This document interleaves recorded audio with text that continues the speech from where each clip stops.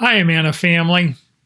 My brother was in the Navy for 28 years, and he used to use the phrase, carry on smartly. Carry on smartly is a United States Naval term that means keep doing your job.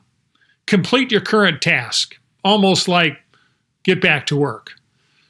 One of Israel's greatest prophets, named Elijah, had this exact experience. Israel had forsaken God and was worshiping the Phoenician false god Baal. Elijah had called all Israel to a great confrontation at Mount Carmel to demonstrate who was the true God, Yahweh, the God of Israel, or Baal, the God of the Phoenicians. Yahweh, the God of Israel, sent fire from heaven that burned Elijah's offering and proved to all Israel that Yahweh alone was God. You can read the entire story in 1 Kings chapter 18. Ahab's wife, wicked Queen Jezebel, was from Phoenicia, and she was furious, and she promised to execute Elijah. He became so scared that he went A.W.O.L, absent without leave. He ran for his life, and he was so depressed that it took him 40 days to travel about 250 miles south to Mount Sinai. Mount Sinai, remember, was the place where God had given Israel the Ten Commandments centuries before through Moses. God himself met Elijah, a very discouraged prophet, on the mountain and asked Elijah a very important question. Elijah, what are you doing here? In other words, Elijah, I called you to be my representative in Israel. Why have you run away from your job? Elijah said, I have been very zealous for you, Lord. For the sons of Israel have forsaken your covenant, torn down your altars, killed your prophets with a sword, and I alone am left, and they seek my life to take it away.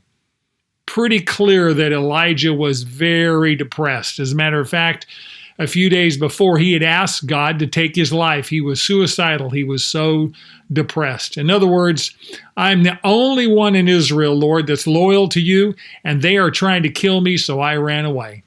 And God replied, in our terms, carry on smartly, Elijah, go back to work. And by the way, I've got 3 more jobs for you to do, 3 more people who you are going to anoint to positions of leadership. Keep on being my prophet, Elijah. And by the way, be encouraged. You're not alone. There are more than 7,000 people in Israel who are still faithful to me. This lesson is so timely for us today. Just because there's a coronavirus pandemic doesn't mean that God's mission for us has changed. We are still to be all about making disciples and telling people about Jesus. Don't let a virus distract you from your mission. When the Apostle Paul was imprisoned in Rome and chained to Praetorian guards, his mission didn't change, his location changed, and his audience changed.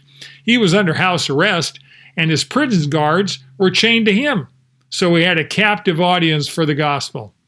In Paul's case, being a prisoner was not a detriment. It actually enhanced his ability to tell others about the good news of Jesus, especially influential people who were close to the emperor called the Praetorian Guard. Just like Paul, our physical circumstances have changed dramatically as a result of this coronavirus. We can't gather face to face as a church family in a physical building like we used to, at least for several more weeks and maybe even longer. We're not sure. But we can be connected electronically and spiritually, electronically through phone and screen, and spiritually, even more importantly, through prayer. This can actually enhance our ability to reach out to people who are feeling isolated by the virus.